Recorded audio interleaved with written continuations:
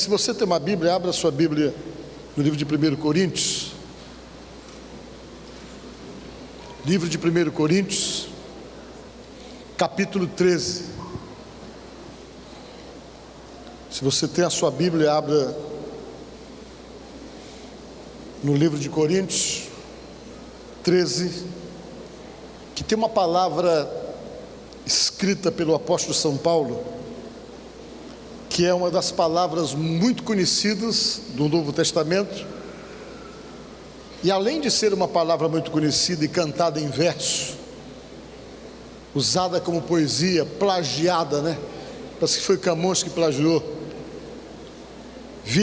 se tornou música do Legião Urbana, esse texto aqui.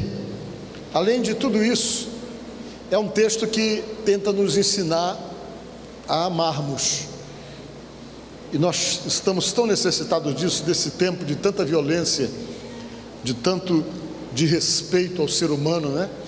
Hoje nós abrimos a internet, a gente presencia cada barbaridade em nome de religião, em nome de Deus.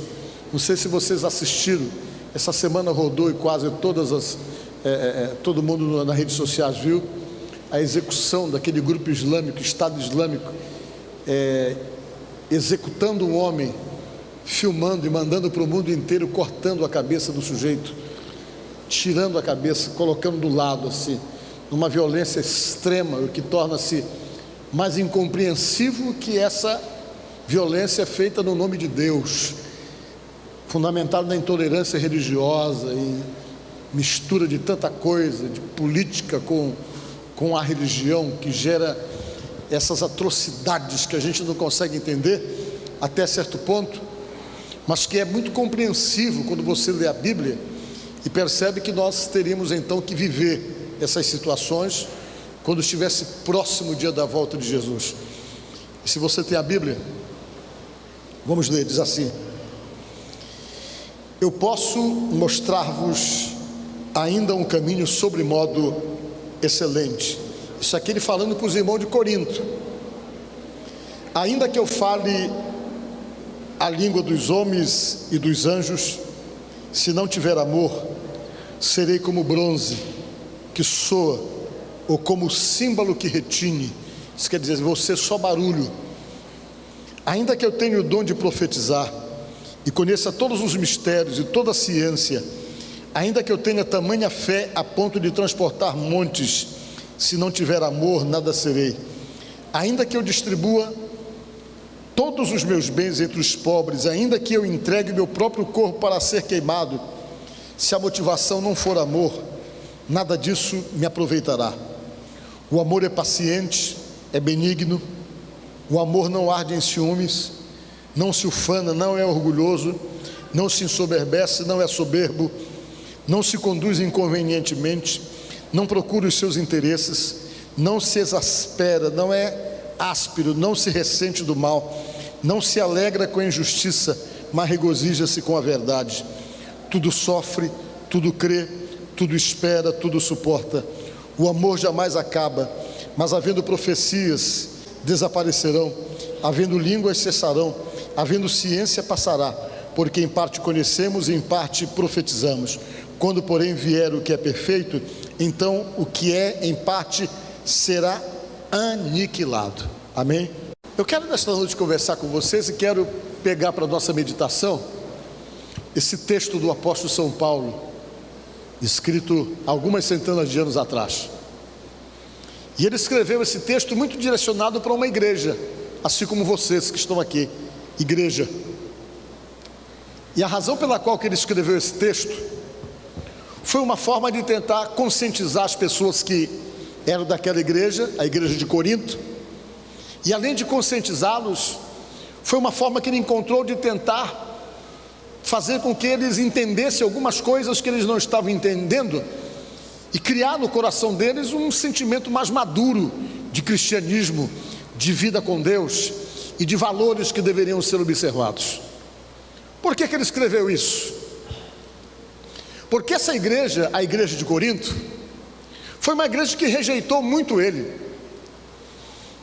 O apóstolo São Paulo ele foi rejeitado por demais pela igreja de Corinto, que era uma igreja muito grande. Lá em Corinto havia muitas igrejas cristãs, muitos grupos cristãos. Mas apesar então de haver esses grupos cristãos, as pessoas eram muito motivadas para a religião, mas na prática do cristianismo, nas atitudes diárias de cristão, de seguidores de Jesus, eles não se identificavam, eles deixavam muito a desejar, e havia neles uma motivação muito grande para os dons espirituais. Quando se tratava de dons espirituais, de pessoas que falassem línguas, de pessoas que profetizassem, de pessoas que realmente tivessem dons para curar, tivessem dons realmente para falar, para pregar, isso havia entre eles. Todos os 9 dons eram praticados dentro da igreja. Mas apesar então de toda essa prática de dons, a igreja ela era totalmente distorcida naquilo que se refere à visão com Deus, à forma de viver a vida com Deus, a forma de viver a vida cristã, porque eles eram totalmente estranhos na maneira de se conduzirem, na maneira de agirem e da forma realmente como viviam essa vida cristã, apesar então de serem cheios dos dons do Espírito Santo. Eles eram cheios de confusão, eles eram cheios de brigas entre si, eles tinham grupos, facções, panelinhas, e havia entre eles uma disputa constante de um querer ser melhor do que o outro. Eles mesmos não se entendiam, eles eram insubmissos, eles não respeitavam a autoridade, eles não respeitavam nem mesmo o apóstolo São Paulo. Para vocês terem uma ideia, entre eles havia grupos de facções, havia exatamente grupinhos dentro da igreja, e eles se auto-intitulavam seguidores de determinados líderes, e entre eles havia essa discussão, e alguns diziam: olha, eu sou do Paulo, o outro dizia: não, eu sou do Pedro, o outro dizia: não, eu sou do Apolo, que era um pregador inflamado que existia naquela região. E havia um grupo que dizia: não, eu sou de Jesus. Só que esse grupo que falava eu sou de Jesus, no primeiro momento parecia que eles estavam certos, mas também estavam errados, porque eles diziam que só eles eram de Jesus, que ninguém mais era. Além então dessa atitude de criança que eles tomavam, havia no meio deles todo tipo de problemas sexuais, desajustes sexuais, sujeito enrolado com a madrasta e tanta coisa que realmente não dava então para haver sintonia com tudo aquilo que era pregado, com tudo aquilo que era ensinado. E eles tinham uma rejeição tremenda ao apóstolo São Paulo. Eles diziam que o Paulo não era apóstolo. Chegaram um dia a pressionar o Paulo, exigindo dele as credenciais que comprovasse que ele era um apóstolo de Jesus. E a resposta dele foi essa: olha, as minhas credenciais são as muitas vigílias, são as muitas noites mal dormidas, são as marcas do chicote nas minhas costas. Isso realmente são as minhas credenciais de que eu sou um apóstolo de Jesus. E ele rejeitava o Paulo porque achava o Paulo feio, criticava o Paulo, dizia: a palavra dele é fraca, a aparência dele é desprezível, nós não queremos ele como nosso pastor, porque achava ele feio. Porque segundo o que se tem conhecimento, o Paulo era baixinho, perna torta, careca, e eles então tinham uma certa rejeição, porque parece que eles queriam pastores de melhor aparência, e havia então todo esse desajuste, esse comportamento que destonava totalmente daquilo que é a fé cristã. E Paulo percebeu essas coisas. Ele percebeu que era uma igreja que se preocupava muito com os dons, mas que se preocupava muito pouco com os frutos. O que é isso? Você vê que às vezes existem muitas pessoas preocupadas com os dons. Eu sou cheio do Espírito Santo, eu falo em línguas, eu tenho o dom de profetizar. Todos esses dons são importantes, são necessários e são dados para a igreja com o intuito de fortalecer a própria igreja.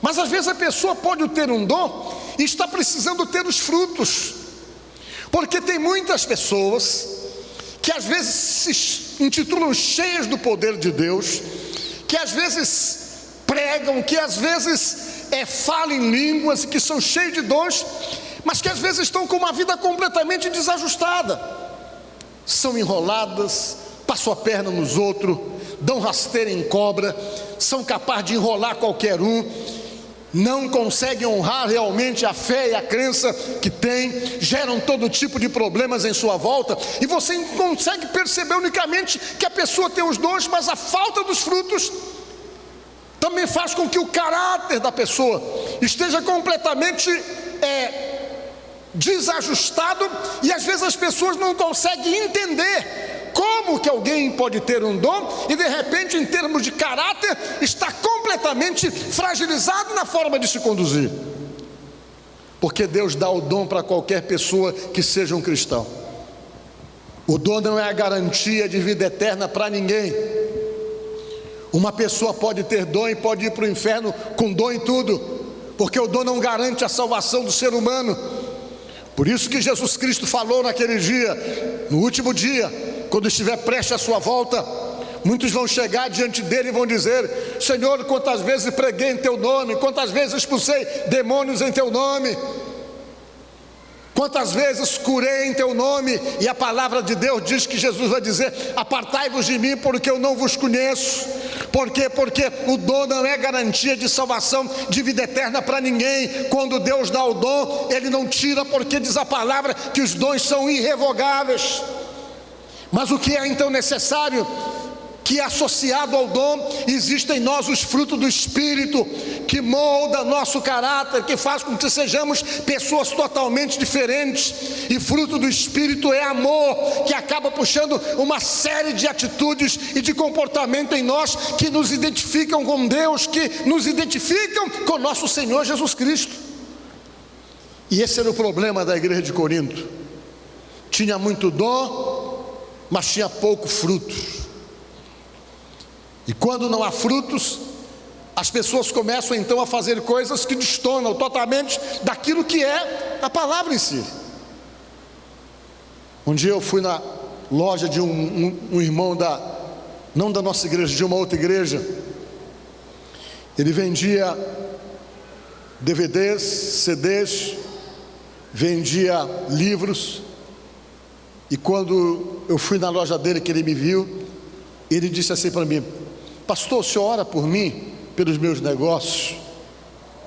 Eu disse: por quê, irmão? Porque eu estou precisando, a minha loja está em dificuldade. Eu disse: por quê, irmão? Por causa de pessoas que compram aqui e não pagam, ele disse. Ele abriu a gaveta, tirou um monte de cheque sem fundo dessa grossura, assim, mais ou menos. Tudo cheque sem fundo que compraram na loja dele.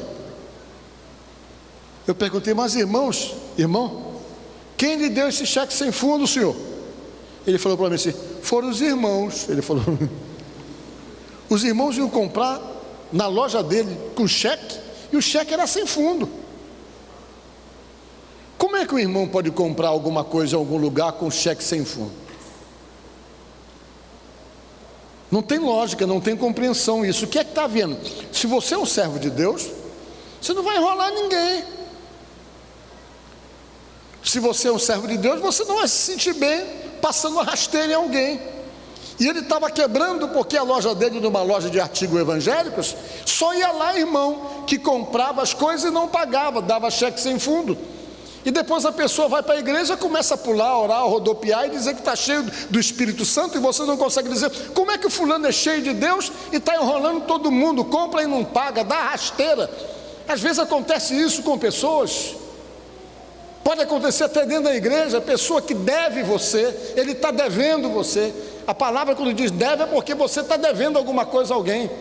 Ele deve, não paga, e quando você vai cobrar, ele fica com raiva de você. Como se você estivesse errado, ele estivesse certo por dever você, por pedir emprestado e não pagar. E como é que nós podemos associar isso com alguém que fala que está servindo a Deus? E que às vezes se intitula cheio do poder de Deus? O que é que está errado nisso? É que tem dom, mas não tem fruto do Espírito.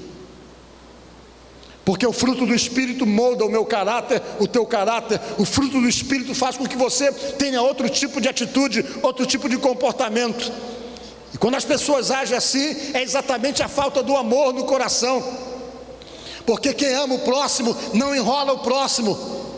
Quem ama a pessoa não vai prejudicar a outra pessoa.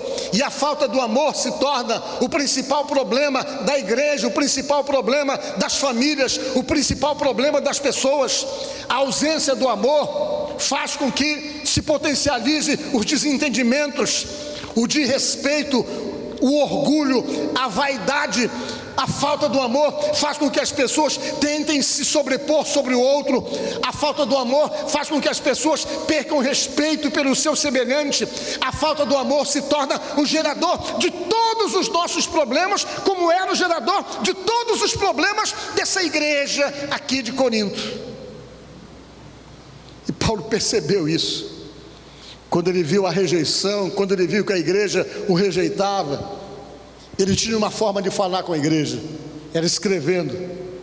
Ele pegou, escreveu uma carta e mandou para eles lá, disse: olha,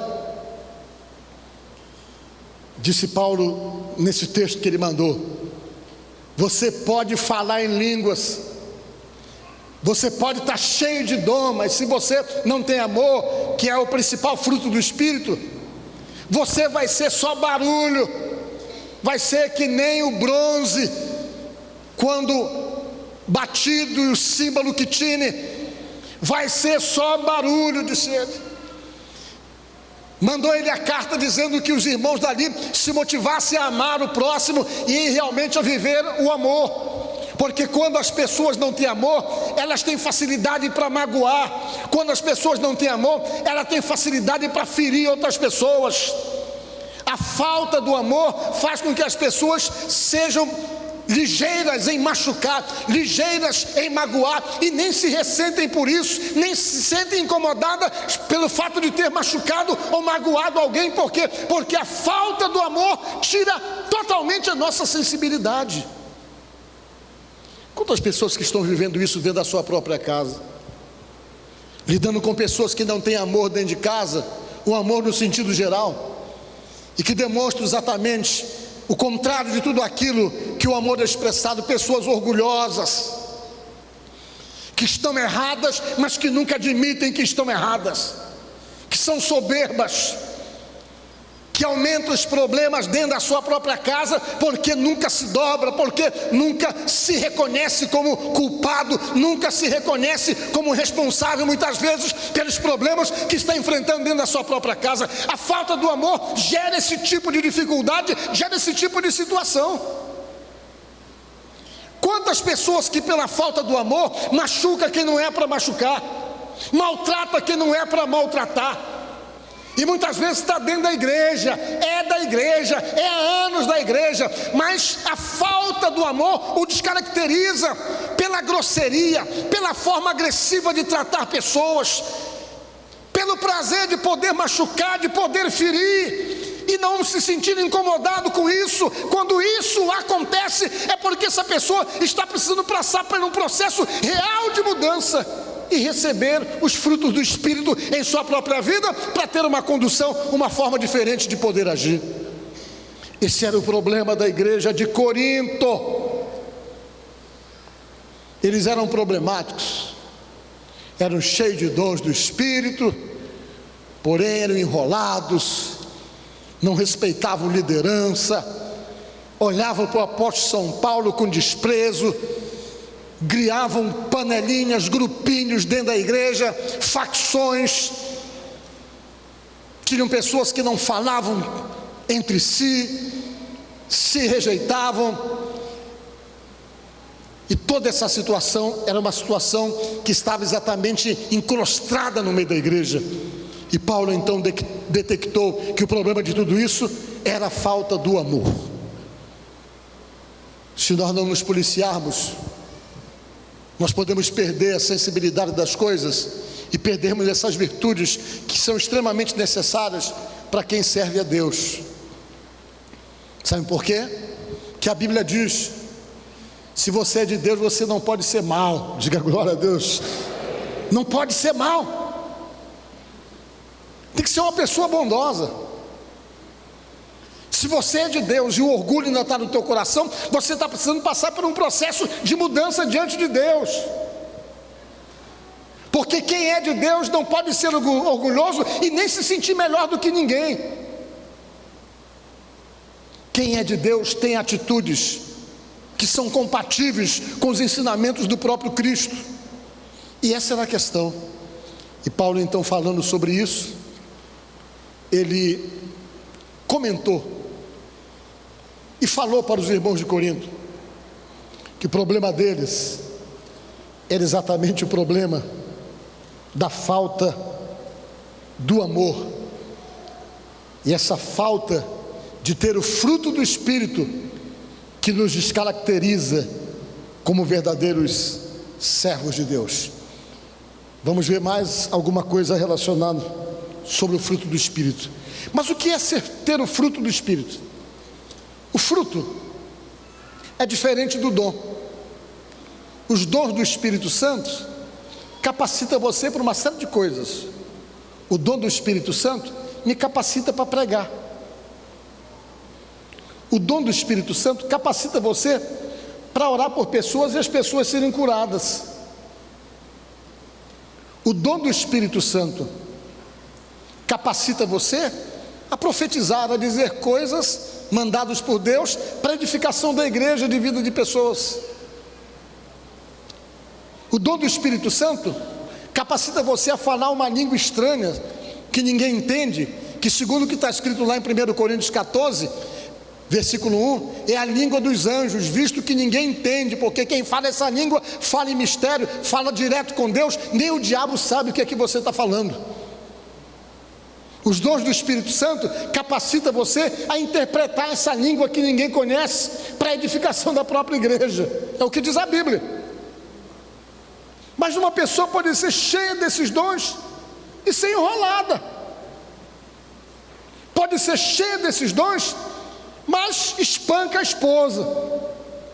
Pode ser cheio desses dons, mas é iracundo, desajustado, maltrata os filhos, maltrata a família, e às vezes está cheio do dom, que o dom é dado para o serviço.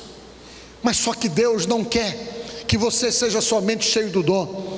Deus está querendo que você tenha frutos, diga glória a Deus, frutos do Espírito Santo, porque quando você tem esses frutos do Espírito Santo, o teu caráter é moldado, você se identifica com Deus, as tuas atitudes, as tuas ações e as tuas reações identificam você com Deus, porque a tua maneira de ser faz de você uma pessoa de acordo com os ensinamentos de Jesus, e faz com que você realmente tenha atitudes ou forma de proceder que identificam você com Deus, que identificam você com Jesus.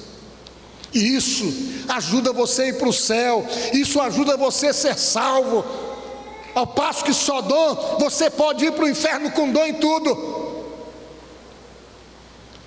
E Paulo, falando aos irmãos de Corinto, ou seja, de Gálatas, ele falou dos frutos do Espírito. Se você tem uma Bíblia, abra aí da sua Bíblia, no livro de Gálatas, capítulo 5, versículo 22. Gálatas 5, 22, se você tem a Bíblia, para você saber o que é o fruto do Espírito, que molda o caráter, que faz de mim, que faz de você pessoas diferentes, pessoas com comportamento que são identificadas com Deus. Vamos ver. Mas o fruto do Espírito é, o que é que diz primeiro? Amor. Amor é como se fosse o caule da árvore, a estrutura principal para você ter outras coisas. Você está me entendendo? Primeira coisa, você tem que ter amor. Quando você tem o amor, que é a estrutura, o caule da coisa, você inevitavelmente vai ter as outras coisas que são recorrentes, coisas que exatamente identificam esse amor que está em você. E Paulo começou dizendo: olha, mas o fruto do Espírito ele começou, amor. Depois que ele disse amor, o que ele falou? alegria. Diga glória a Deus. Quando você tem amor, você é uma pessoa alegre. Alegre. Tem pessoas que falam que são de Deus, cheias de Deus, vivem mal-humorada 24 horas. São armadas, parece que tem um espinho que você não pode nem chegar perto, você tem que ver o dia que vai falar com ele. Tem dia que ele acorda com lundu. Sabe o que é lundu? O que é lundu? Lundu, qual eu posso traduzir para a palavra de vocês aqui? Lundu é quando o sujeito acorda azedo, ou tem pessoas que, como é a palavra que a gente dá? Mal-humorado é pouco para o lundu, é quando aquela pessoa que você tem que ver o dia que fala. Tem dia que ele acorda, é bipolar, ele fala com você, oh meu irmão, tudo bem, oh glória a Deus. Tem dia que você vai falar com ele, está todo estranho, você chegar perto é estranho. Tem dia que fala com você que é uma beleza, tem dia que está te maltratando. A falta da alegria. E quando o sujeito tem o fruto do Espírito, ele sempre é alegre. Diga glória a Deus. Mesmo no meio da luta, mesmo no meio da dificuldade, você olha para ele, ele está sorrindo, ele está feliz, não reclama da vida, e é aquele tipo de pessoa que você gosta de estar perto. Não é aquele tipo de pessoa que um dia está do jeito, outro dia está de outro. Um dia está alegre, fazendo mimos para você, no outro dia está te machucando, te maltratando. Não, quem tem o fruto do Espírito, que é servo de Deus, cheio do Espírito Santo, ele vive a alegria de Deus, não é rabugento. Pessoas difíceis de se relacionarem pela falta de ter o fruto do Espírito. Então a primeira coisa é o amor. Depois que vê o amor, a pessoa é alegre. Você está entendendo? Alegre. Às vezes nós ficamos frustrados, né? Você encontra alguém que, quando encontra você na igreja, oh meu irmão, aí você encontra um dia na rua, lá no supermercado, ele vê você, faz que não vê você, fica, vai lá para o outro lado. Como é que uma pessoa pode ter duas caras? Se uma coisa é uma hora, se outra coisa é outra hora. Isso não é de Deus, não. Não é de Deus isso. E a alegria impede as pessoas de terem essas duas facetas no seu comportamento. Ela é uma coisa o tempo todo. Por quê? Porque Deus o capacita a ser a mesma pessoa o tempo todo.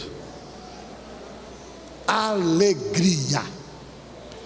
Depois que ele falou alegria, o que foi que ele disse?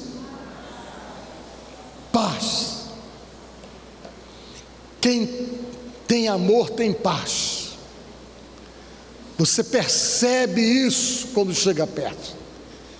E a paz você não só tem quando não tem problema, você tem ela, e mesmo no meio dos problemas, nada te desequilibra, nada te desajusta. Por quê? Porque essa paz que invade o teu coração não é uma paz passageira, não é uma paz temporária, não é uma paz que venha aí por alguma situação paliativa para você. É a paz que vem do príncipe da paz, e o príncipe da paz, segundo a Bíblia, é nosso Senhor Jesus Cristo. Mesmo no meio das lutas, você tem paz.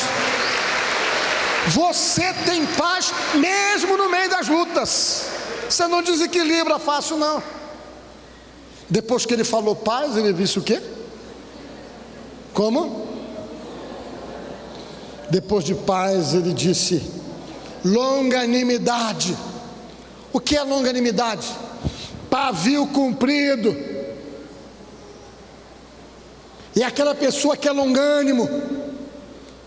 Tem irmãos que são da igreja, que oram, falam em língua, que é uma beleza, mas são estourados demais, são nervosos demais, são agressivos demais, o pavio é muito curto. Quem se enche de Deus não tem um pavio curto, tem um pavio comprido, ele é longânimo. Deus capacita você, ele aumenta teu pavio, você não estoura com facilidade, não. O diabo não consegue ter retorno nas provocações que ele tem com você, porque você está cheio do Espírito, e além de estar cheio do Espírito, tem o fruto do Espírito, e o teu pavio é comprido. Mas tem gente que é de Deus e briga por qualquer coisa ele estoura, qualquer coisa ele briga, qualquer coisa ele agride, qualquer coisa ele desajusta, qualquer coisa ele desequilibra. Precisa ter o fruto do Espírito na vida. E a longanimidade dá essa capacitação. Longânimo, longanimidade. Depois de longanimidade, o que é que ele diz? Benignidade. O que é benignidade? Misericórdia. Ele sofre com o sofrimento dos outros. Ele se incomoda quando vê alguém necessitado perto dele. Ele sente piedade, ele sente misericórdia, ele quer ajudar. Ele não é indiferente às necessidades do próximo. Deus coloca isso nele. Ele se torna benigno, se torna misericordioso. Isso é fruto do Espírito. Mas tem pessoas que são servos de Deus, para ajudar os outros é a maior luta. Vamos ajudar. Você tem uma roupa aí para dar para fulano que não tem, ele vai lá e pega aquela que ele não quer mais, a mais velha, rasgada, essa aí que eu dou. Ele não está nem aí, ele não pensa em ninguém, ele pensa nele, é egoísta. E o longânimo não é egoísta. Deus capacita ele, ele se torna uma pessoa misericordiosa. Longanimidade. Depois de longanimidade vem o quê? Benignidade, misericórdia. Aí depois vem bondade. Todo mundo sabe que é ser bondoso. Depois vem fidelidade. Todo mundo sabe que a fidelidade a Deus e todo tipo de fidelidade. Depois vem mansidão, que é fruto do Espírito. Que é mansidão? É aquele que não é brabo, que é manso, que não estoura com facilidade, tem mansidão. E a mansidão, ela identifica você como cristão. Se você tem amor de Deus, você é manso. E Jesus falou: aprendei de mim, porque sou manso e humilde de coração. A mansidão é algo que deriva da humildade também. Quem não é humilde não é manso. Quem não é humilde é brabo, é agressivo. E Jesus mandou nós aprendermos com ele a humildade, que inevitavelmente vai existir a mansidão, que estão correlacionadas. Mansidão. Você não foi chamado por Deus para ser brabo. Tem gente que é da igreja, que prega, mas é brabo demais, é agressivo demais. Como podemos identificá-lo com Deus? Com essa brabeza toda. Se Jesus mandou você ser manso, como é que você vai ser brabo? Grosseiro, não tem lógica dentro dessa visão do Evangelho, dentro dessa visão da palavra de Deus. Mansidão. Depois que ele fala mansidão, diz o quê? Domínio próprio. É quando você tem o domínio de Deus em você. Alguém faz uma coisa para você, a sua vontade é sapecar a mão na cara do sujeito, mas você não faz isso. Não é porque você não queira fazer, porque você tem domínio de Deus na sua vida, e aquilo que dá vontade de fazer, você não faz, porque o teu eu, a tua vontade, o teu interior está dominado pelo Espírito de Deus, e o amor prevalece em você. Domínio próprio. Aí depois disso que ele falou, contra essas coisas o quê? Não há lei, não há condenação, não há acusação. Contra essas coisas não há condenação contra você. E é exatamente isso que às vezes está faltando para nós. O fruto do Espírito que vai fazer você ser diferente. Consequência do amor que está no teu coração. Se o amor de Deus estiver no seu coração, você vai ser bom filho, vai ser bom pai, vai ser bom marido, vai ser boa esposa. Você vai ser bom realmente, porque você vai estar influenciado pelos frutos do Espírito em sua própria vida. Era isso que Paulo queria falar para os irmãos de Corinto. Gente, o problema de vocês é que vocês são assim, todo espinhado, todo estressado, todo agressivo, cheio de facção na igreja. O problema de vocês é falta de amor. E às vezes, muitos dos nossos problemas que nós estamos tendo na nossa vida, às vezes na nossa casa, nos nossos relacionamentos, é pela falta do amor. O amor de Deus real no nosso coração. Então nesta noite, eu quero concluir dizendo o seguinte: o amor resolve muitos dos nossos problemas. A Bíblia diz que o amor apaga multidões de pecados. Diga glória a Deus. O amor, aprender a amar, aprender a viver em sintonia com essas verdades ensinadas pela própria palavra de Deus. E quando nós vivemos em sintonia com essas verdades, as pessoas olham para nós e dizem assim: aquele ali de fato é um servo de Deus. Eu quero ir para a igreja dele ou para a igreja dela, porque eu tenho visto que ele mudou de verdade. Diga glória a Deus. Então se permita esse amor de Deus, se permita essas mudanças, que quando a gente se permite, nós somos mais abençoados e mais nós nos identificamos com nosso Senhor Jesus Cristo. Amém? Que Deus abençoe. Busque os dons de Deus, mas aprenda também a buscar os frutos do Espírito. Que Deus te abençoe. Você é o espelho que reflete a imagem do Senhor. Não chore se o mundo ainda não notou. Já é o bastante Deus reconhecer. Você é precioso, mais raro que o ouro puro de Ofir. Se você desistiu, Deus não vai desistir. Ele está aqui para te levantar. Se o